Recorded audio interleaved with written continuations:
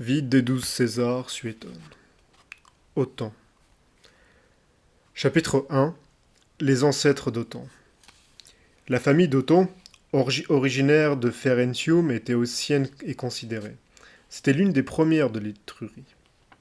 Son aïeul, M. Salvius d'Othon, qui avait pour père un chevalier romain et pour mère une femme d'humble condition, pour être même servile, fut fait sénateur par le crédit de Livia Augusta, chez laquelle il avait passé son enfance, mais il ne s'éleva pas au-dessus de la préture. Quant à son père, elle autant, dont la mère était d'une illustre naissance et qui tenait par de nombreuses alliances aux plus grandes maisons de Rome, il fut si cher à l'empereur Tibère et lui ressemblait tellement qu'il passa généralement pour son fils. Il déploya une grande sévérité dans les diverses fonctions qui lui furent confiées à Rome, dans son proconsulat d'Afrique, et dans plusieurs gouvernements extraordinaires. Il osa même, en Illyrie, faire décapiter au milieu de la place d'armes et en sa présence des soldats qui, se repentant d'avoir pris part à la révolte de Camille contre Claude, avaient tué leur chef comme auteur de cette défection, quoiqu'il n'ignorât pas que Claude les avait élevés, pour ce même fait, à de grades supérieurs. Cette conduite, en augmentant sa réputation, diminua son crédit, mais il ne tarda pas à le recouvrir en instruisant l'empereur d'une conspiration formée contre sa vie par un chevalier romain que ses propres esclaves étaient venus lui dénoncer. Le Sénat lui vota alors une distinction bien rare, l'érection d'une statue sur le mont Palatin. Claude, après l'avoir agrégé aux patriciens, fit de lui le plus pompeux l'éloge et ajouta même, tel est son mérite, que je ne puis pas me souhaiter des enfants qui en aient davantage. Il eut d'Albia Terentia, femme d'une noble origine, deux fils, elle Titianus et Marcus, lequel porta le même surnom que lui. Il eut aussi une fille, qu'il fiança à peine nubile à Drusus, fils de Germanicus. Chapitre 2. Sa naissance, sa jeunesse déréglée.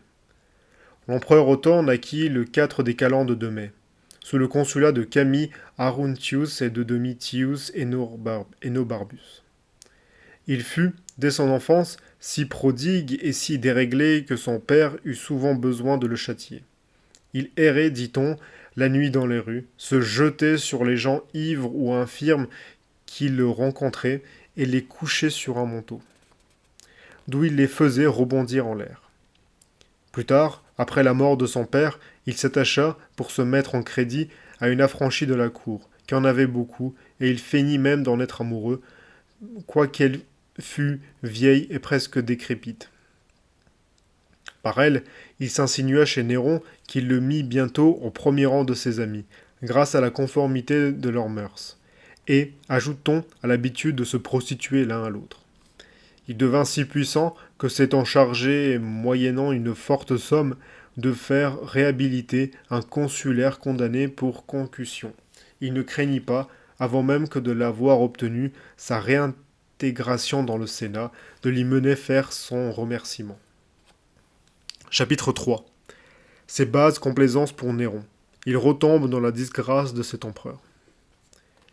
Confident de tous les desseins, de tous les secrets de Néron, il eut soin, le jour même où celui-ci devait faire périr sa mère, de lui donner à tous deux, pour écarter les soupçons, un souper les plus somptueux.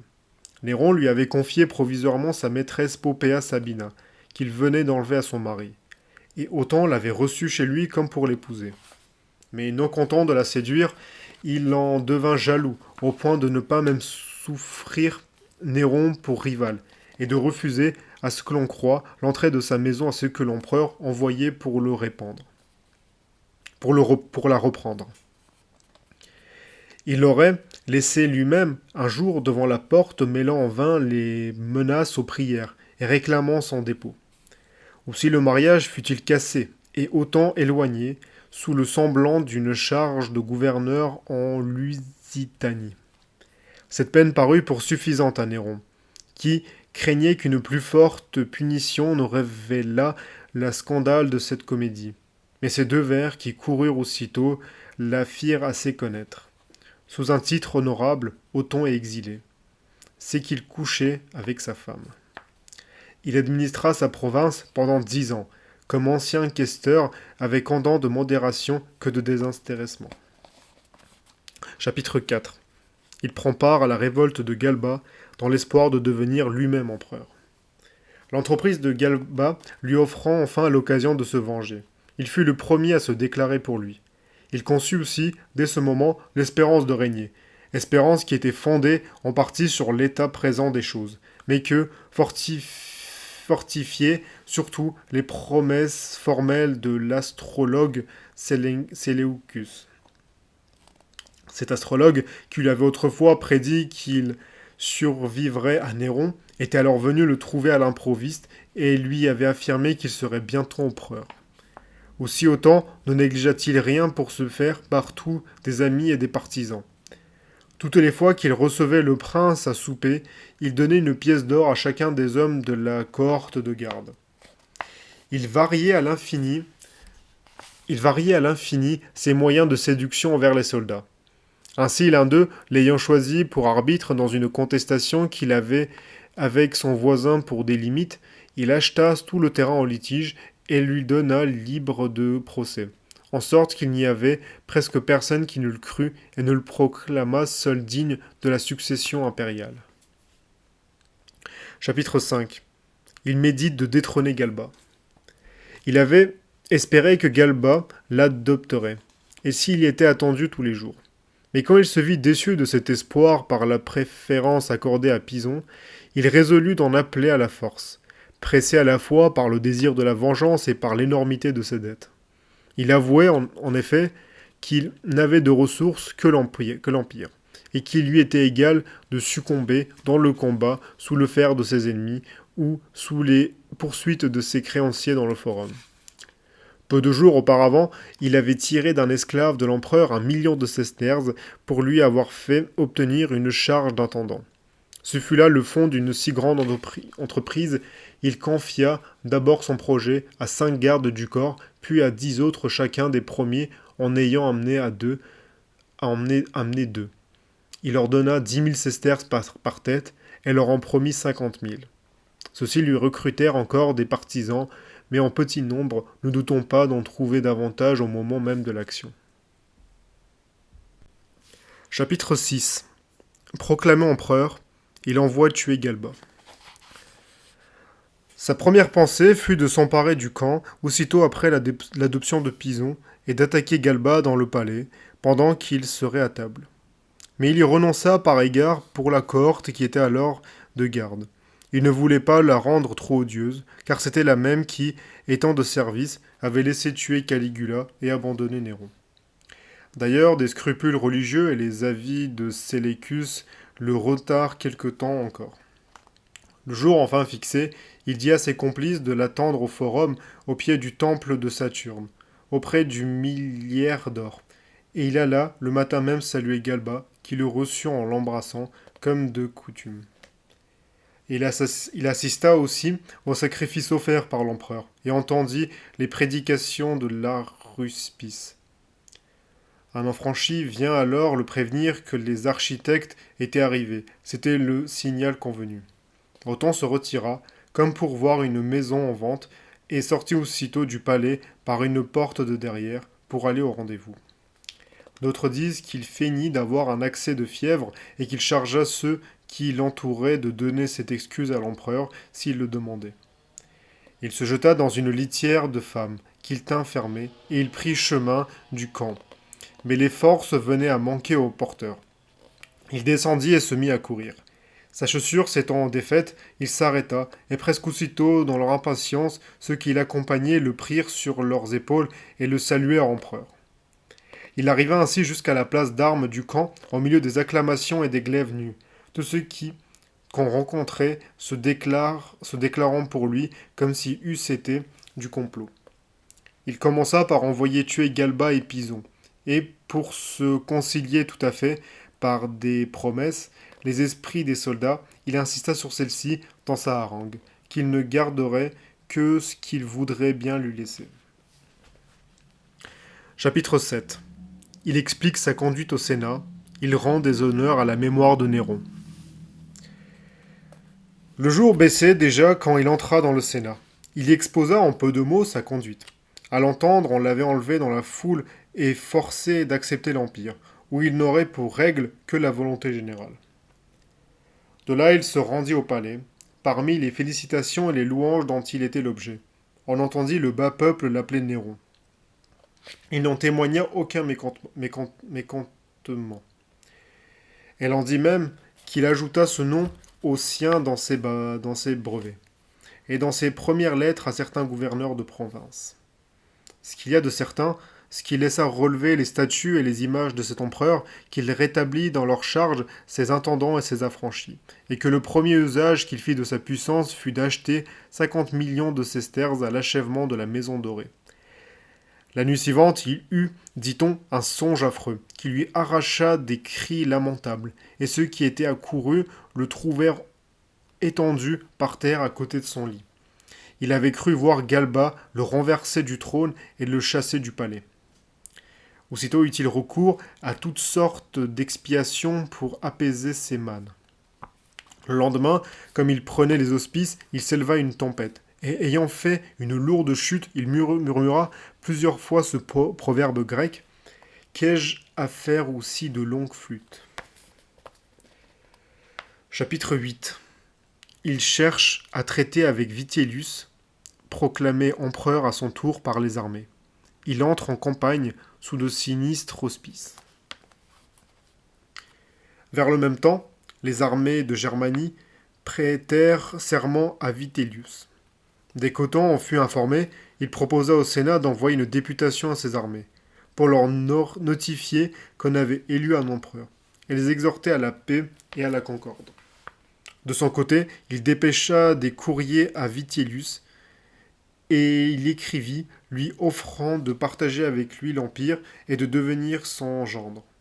Mais la guerre n'était plus douteuse. Déjà même s'approchaient les généraux et les troupes à qui Vitellius avait fait prendre les devants. Les prétoriens donnèrent alors à Othon une preuve d'attachement et de fidélité qui faillit amener le massacre du premier ordre de l'État. L'ordre avait été donné d'apporter des armes dans des vaisseaux et ce soin confié à des matelots. Comme on introduisait ces armées dans le camp vers la nuit, quelques soldats, soupçonnant une trahison, excitant un violent tumulte. Ils courent bientôt tout à la fois sans chef au palais, demandant à grands cris la mort des sénateurs. Ils repoussent ceux des tribuns qui veulent comprimer ce mouvement.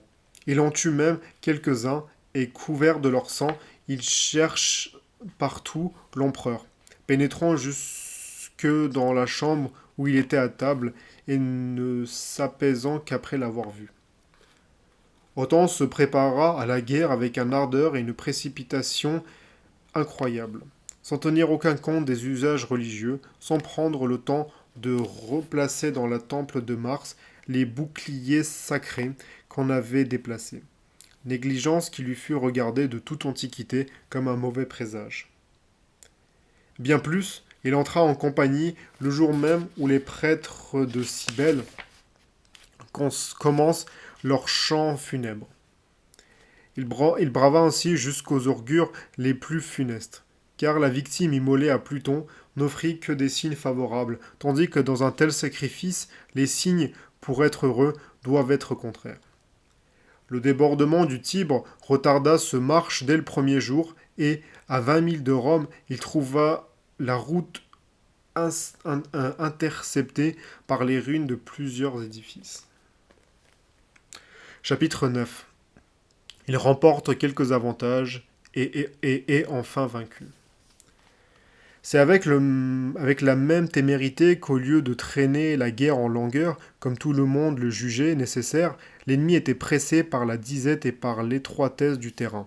Il résolut d'en venir immédiatement en main, soit qu'il ne pût supporter une plus longue incertitude, et qu'il espéra pouvoir remporter de plus grands avantages avant l'arrivée de Vitellius, soit qu'il ne fût pas le maître de contenir l'ardeur de ses troupes, qui demandaient à grands cris le combat. Toutefois, il ne se trouva en personne à aucune action et resta à Brixellum. Il remporta 3 victoires, de peu d'importance à vrai dire, auprès des Alpes, aux environs de Plaisance, et près du lieu qui s'appelle le Temple de Castor, mais à Betriacum, où se livra le dernier combat, et le plus décisif il fut encore par la ruse. On lui avait proposé une entrevue, et les armées étaient sorties de leur camp comme pour assister aux négociations. Tout à coup, l'ennemi chargea et il fallut combattre au moment même où l'on venait d'échanger les saluts militaires. Autant vaincu résolu de mourir, uniquement à ce que beaucoup de personnes en pensaient avec raison, afin de ne pas exposer plus longtemps les légions et l'Empire pour l'intérêt de sa grandeur. Il n'avait pas lieu, en effet, de désespérer de sa cause ou de suspecter le dévouement de ses troupes. Tous celles qui avaient tenu en réserve pour le cas d'une nouvelle attaque étaient alors auprès de lui. Il en arrivait d'autres de la Dalmatie, de la Pannonie et de Mésie. Celles mêmes qui avaient été battues n'étaient pas si découragées qu'elles ne parussent disposées à affronter seules tous les périls pour se venger de leur défaite. Chapitre 10. Son horreur pour la guerre civile, il se prépare à la mort. Mon père, Suétone Laetius, prit part à cette guerre, en qualité de tribun augusticlave, dans la 13e légion. Je lui ai souvent entendu dire qu'Othon, encore simple particulier, avait déjà en aversion la guerre civile, que, quelques-uns ayant un jour parlé à table de la fin de Brutus et de Cassius, il en avait témoigné une profonde horreur, qu'il ne serait jamais déclaré contre Galba s'il n'avait eu l'espoir que tout se terminerait sans combat. Et enfin, ce qui lui inspira tout à coup le dégoût de sa vie, ce fut la mort d'un simple soldat qui, étant venu annoncer la défaite de l'armée, et ne trouvant que des incrédules dont les uns l'accusaient de mensonge et les autres de lâcheté. Comme de s'être enfui du champ de bataille, s'était percé de son glaive et était allé rouler aux pieds d'Othon. Ce prince, ajoutait mon père, s'était écrié à cette vue qu'il n'exposerait pas davantage la vie de pareils défenseurs et qui avaient tant mérité de lui. Il exhorta donc son fils, son neveu et chacun de ses amis, en particulier, à pourvoir à leur sûreté, le serra dans tous ses bras, et leur ayant donné le baiser d'adieu, les congédia. Dès qu'il fut seul, il écrivit 2 lettres, l'une à sa sœur, pour la consoler, l'autre à Messaline, la veuve de Néron, qu'il se proposait d'épouser, pour lui recommander sa mémoire et le soin de ses funérailles. Ensuite, il brûla toutes ces lettres, afin qu'elles ne pussent nuire à personne auprès du vainqueur, et il distribua aux gens de sa maison tout ce qu'il avait d'argent comptant. Chapitre 11. Il se tue. Il se préparait ainsi à la mort, seul objet de toutes ses pensées, lorsqu'il entendit quelques tumultes et s'aperçut qu'on arrêtait comme déserteurs ceux qui, voulant le quitter, s'éloignaient du camp. Ajoutons encore cette nuit à ma vie, dit-il alors. Ce sont ses propres paroles. Et il défendit qu'en fiant aucune violence à personne. Son appartement resta ouvert jusque dans la nuit. Et il reçut dans tout ce qui voulurent lui parler. Ensuite, ayant soif, il but de l'eau fraîche, prit 2 poignards, dont il essaya la pointe, en glissa un sous son oreiller, lui fermer les portes, et dormit du plus profond sommeil. Il ne s'éveilla qu'au point du jour, et se perça d'un seul coup au-dessous du sein gauche. On accourut à ses premiers gémissements, mais il expira bientôt, cachant tour à tour et découvrant sa blessure. On fit sur le champ ses funérailles, car il l'avait ainsi ordonné. Il était dans la 38e année de son âge et au 95e jour de son règne. Chapitre 12. Son portrait, ses habitudes, ses soldats lui donnent à sa mort de grands témoignages d'attachement et de fidélité. La taille et l'extérieur d'Othon ne répandaient pas à tant de courage. On dit, en effet, qu'il était petit et qu'il avait les pieds contrefaits et 2 jambes tortues. Il était curieux de sa toilette presque autant qu'une femme, se faisait épiler tout le corps et portait sur sa tête, à peu près chauve, de faux cheveux fixés et arrangés avec tant d'art que personne ne s'en apercevait.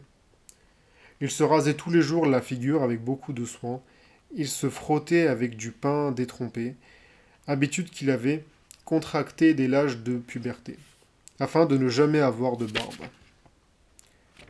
On le vit maintes fois célébrer publiquement en robe de lin et dans la coutume sacerdotale les cérémoniales de culte d'Isis. C'est sans doute pour toutes ces raisons que sa mort, qui ressemblait si peu à sa vie, parut d'autant plus surprenante. Parmi les soldats qui assistèrent à ces derniers moments, on en vit un grand nombre lui baiser les pieds et les mains en versant d'abondantes larmes, en l'appelant le plus grand des hommes et le modèle des empereurs, et se tuer près de son bûcher. Parmi ceux qui n'y assistèrent pas, il en eut aussi beaucoup qui, accablés de douleur à cette nouvelle, se battirent entre eux jusqu'à la mort avec leurs armes.